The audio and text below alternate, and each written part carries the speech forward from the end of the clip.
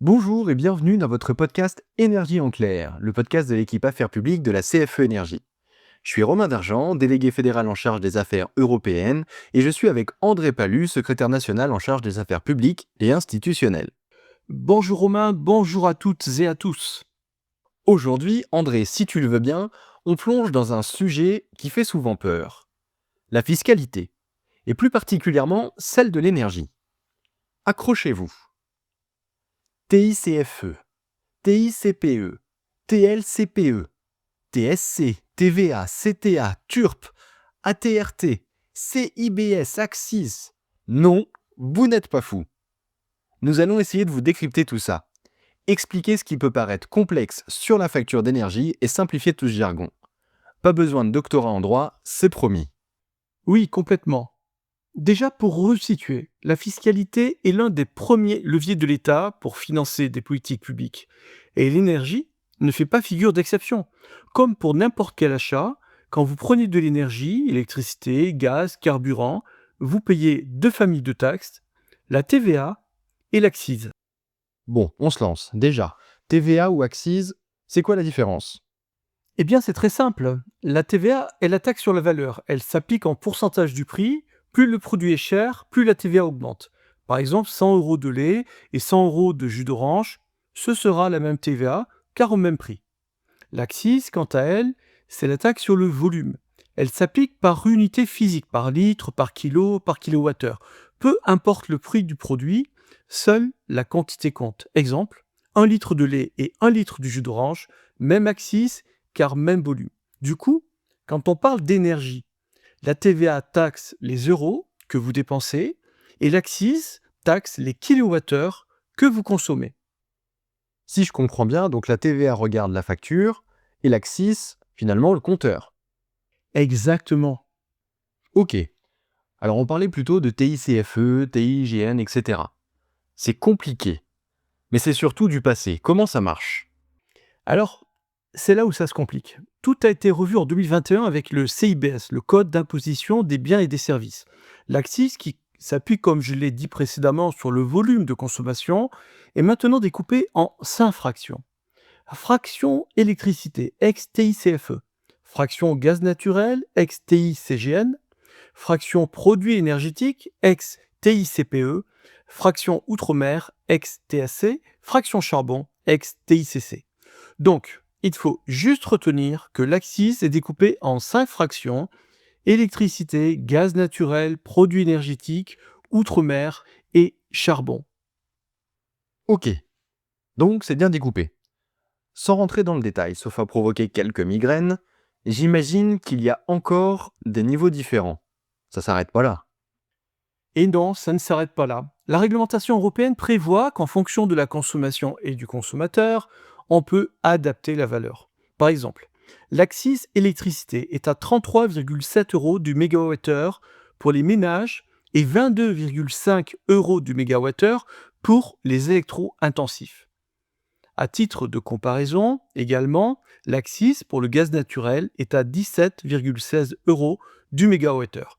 Mais il existe des tarifs réduits ou exonérations pour certains secteurs. La valeur de l'accise est fixée chaque année dans la loi de finances en France et sa valeur est véritablement un outil de politique énergétique. Ainsi, on a pu voir certains secteurs demander que la fiscalité soit modulée en fonction de moyens de production d'électricité pour favoriser l'électricité bas carbone. Bon, voyez, c'est pas si compliqué que ça. Merci, je comprends bien. Il y a un grand sujet d'actualité autour de la TVA. On a entendu que la TVA sur l'abonnement électrique était passée de 5,5% à 20%. Enfin, ça a fait exploser les factures. Qu'est-ce qui s'est passé? Officiellement, le gouvernement a invoqué une obligation européenne. Mais si l'Union européenne impose d'avoir le même taux, elle n'a pas imposé d'avoir le taux maximum. C'est donc un choix politique, pas une contrainte technique. Avant 2025, la TVA sur l'abonnement était de 5,5% et le taux sur la consommation était de 20%. Depuis début 2025, tout est à 20%. Un taux certes identique, conformément à la demande de l'Union européenne, mais au maximum. Donc, On considère plus l'électricité comme un bien de première nécessité. On peut le voir ainsi. Bon, au moins, ça a le mérite d'être clair. Enfin, sur nos factures, je l'ai sous les yeux. On voit TURP, CTA, ATRD. Qu'est-ce que c'est tout ça? Eh bien, ce sont des contributions non fiscales mais obligatoires qui financent un certain nombre de choses. Pour la blague, elles sont aussi soumises à la TVA. Il y a le TURP pour l'électricité qui participe au financement des réseaux. Pour le gaz, il y a la TRD ou la TRT. On retrouve aussi la CTA qui finance une partie des pensions des IEG et encore uniquement pour les trimestres travaillés avant 2005 sur les activités régulées.